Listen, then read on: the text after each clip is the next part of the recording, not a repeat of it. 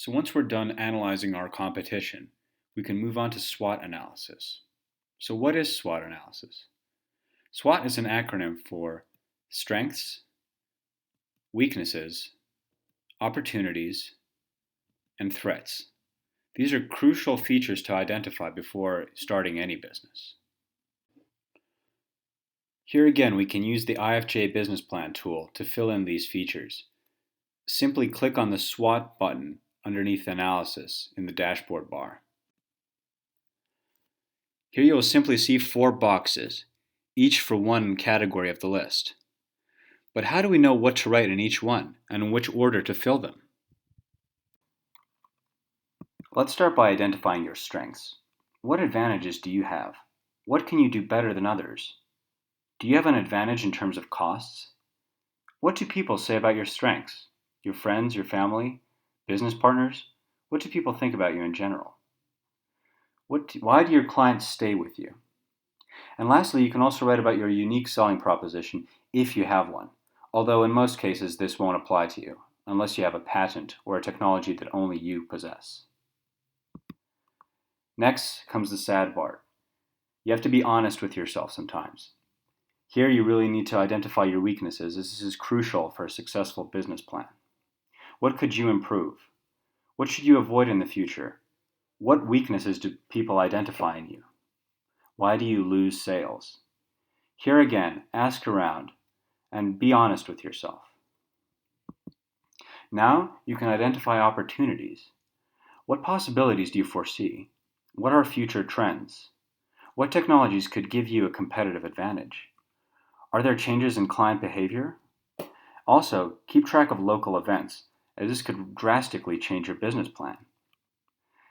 For instance, if the Olympic Games come to town, you might have a drastic upshoot in clientele. This box is all about forecasting. Lastly, you must identify threats. This is another box where you have to be honest and cautious. What challenges do you face? What are your competitors doing? Will quality control be more stringent in the future? Do you infringe laws or threaten technologies? And how are your finances? This is all about cautionary forecasting, being careful. Going through these questions will really help map out your strengths and weaknesses. Now, let's begin by adding some strengths in the top left box. What is our main strength? Well, it's quite simple. We're in California. It is one of the most popular destinations in the world and has a huge cultural impact.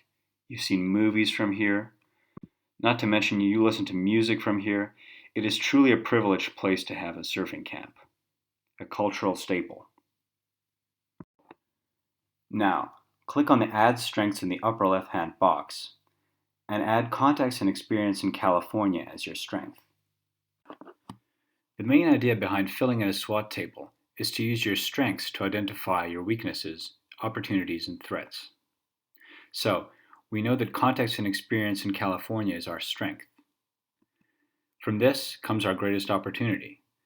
Over 200 million Americans visit California annually, and 7 million Europeans. I mean, if I can't find clients with 207 million people, I don't deserve to be in business. Likewise, our strength is also our source of weakness. California is expensive, and I as a European don't have local entrepreneurial experience. I'm used to working in Europe. From our weaknesses will also come threats. The price might simply be too high for us to conduct our business there. And furthermore, we may have badly appreciated our legal situation. I mean, we've all heard the nightmare stories of Americans suing. Like, for instance, someone might be on a surfboard and might sue for sexual harassment. Once you've filled out all 4 categories, you can append a small conclusion to synthesize what you've learned from your SWOT. And that is how you fill in a SWOT table.